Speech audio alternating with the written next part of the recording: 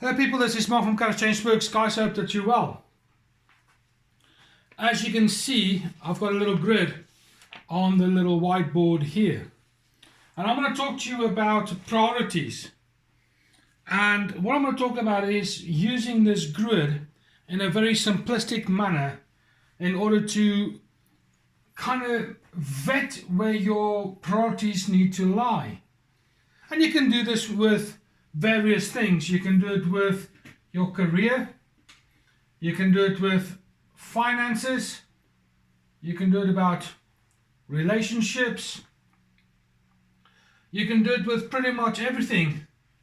I'll even put education in there just to boot. Okay. Before we actually utilize this particular grid, what I want to do is I want to say to you, draw the grid out, title it on whatever category that you are looking at. Let's pretend it's your careers. You put your career list down and on a separate piece of paper, list everything. Just go crazy in terms of just writing down what you think your priorities are. It doesn't matter. Just write them down. It doesn't matter whether you've got 5 or 500 of these little points. It makes no difference.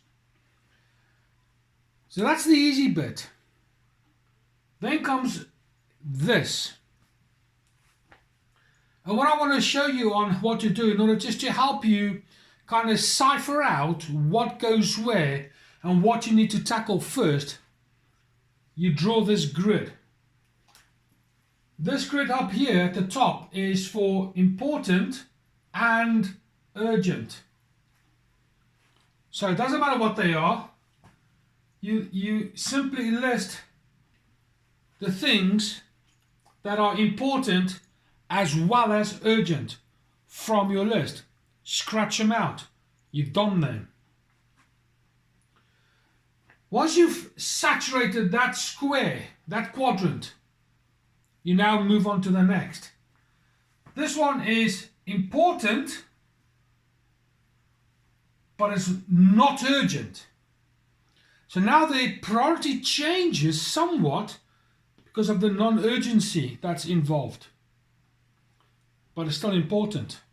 Likewise, go through your list and you list your items. Alright? Important and urgent, important, not urgent. In this bottom quadrant here, you've got urgent, not necessarily important. Go through your list and you list those kind of priorities that you've mapped out before in your list.